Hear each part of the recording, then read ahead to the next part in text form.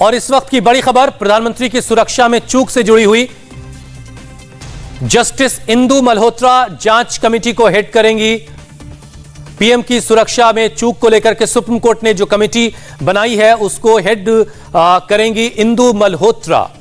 Justice Indu Malhotra को यह जिम्मेदारी सौंपी गई है कि वो उस कमेटी को हेड करेंगी और कितने दिनों के अंदर ये जांच कमेटी अपनी रिपोर्ट सौंप देगी, ये सारी डिटेल बस आने ही वाली है। सुप्रीम कोर्ट में आज इस मामले में अपना फैसला सुनाना था और वो फैसला आ रहा है। इंदु मल्होत्रा, जस्टिस इंदु मल्होत्रा को जांच कमेटी की जिम्मेदारी सौंपी गई है। वो इस कमेटी को हेड करेंगी और इसमें इसमें पंजाब के भी अधिकारी होंगे और कौन कौन से इसमें नाम हैं वो बस हम आपको बताने ही वाले हैं। वो अपडेट हम फौरन आप तक लाएंगे।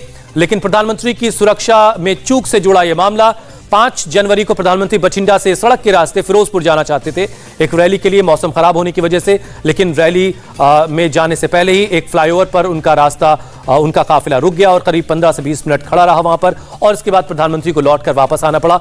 ये एक बड़ी सुरक्षा चूक थी जिसे लेकर के सुप्रीम कोर्ट ने इसे गंभीरता से लिया है और अब एक इंडिपेंडेंट कमेटी बनाई गई है, इंक्वायरी कमेटी, जो इस पूरे मामले की जांच करेगी सुरक्षा चूक की, और उसको हेड करने की जिम्मेदारी जस्टिस इंदु मल्होत्रा को सौंपी गई है।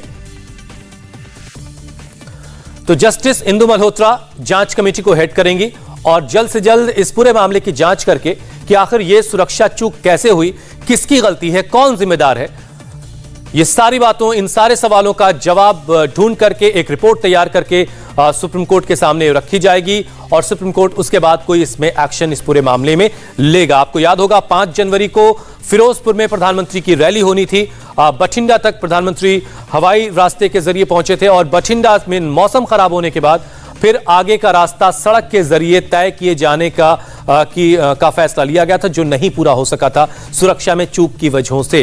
गौनिका अरोड़ा हमारी सहयोगी इस वक्त हमारे साथ जुड़ चुकी हैं। गौनिका, जस्टिस इंदु मल्होत्रा का नाम सामने आ चुका है जो इस कमेटी को हेड करेंगी, और कौन कौन लोग होंगे इस कमेटी में?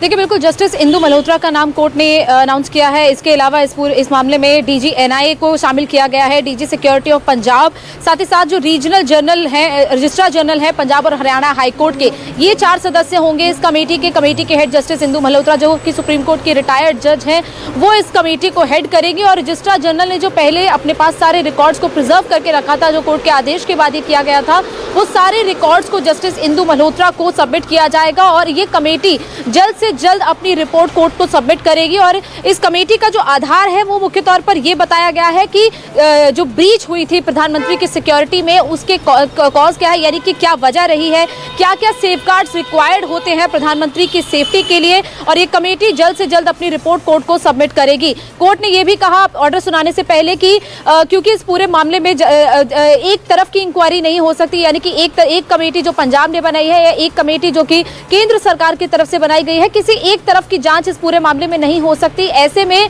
इस कमेटी की जांच जो है वो किसी जुडिशियली ट्रेन्ड माइंड के पर्सन से की तरफ से होनी चाहिए, यानी कि कोई जज इस पूरे मामले में शामिल होना चाहिए। और इसीलिए कोर्ट ने पिछली बार भी इंडिकेशन दिया था कि सुप्रीम कोर्ट के कोई रिटायर्ड जज इस पूरे मामले की जो कमेटी बनेगी उसको हेड करेंगे और आज कोर्ट ने नाम अनाउंस भी कर दिया है। एनआईए की डीजी को इसमें शामिल किया गया है। इसके अलावा इस पूरे मामले में रजिस्ट्रार जनरल जो है पंजाब और हरियाणा हाई कोर्ट के, उनको शामिल किया गया और साथ ही साथ डीजी सिक्योरिटी ऑफ पंजाब, उनको इस कमेटी का सदस्य बनाया गया है। और क्योंकि कोर्ट ने लगातार ये मांग की जा रही थी कि इस पूरे मामले की जांच एक इंडिपेंडेंट कमेटी के द्वारा की जाए, इस पर पंजाब सरकार ने अपनी सहमति दी थी और केंद्र सरकार ने भी अपनी सहमति इस मामले में जताई थी, और इसीलिए अब कोर्ट ने एक बीच का रास्ता निकालते हुए एक जुडिशियल कमेटी इस पूरे मामले में अपॉइंट की है। गौनिका, क्या कोई सुप्रीम कोर्ट ने वक्त भी तय किया है कि इतने वक्त के अंदर ये रिपोर्ट, जांच की रिपोर्ट सौंप दी जानी चाहिए?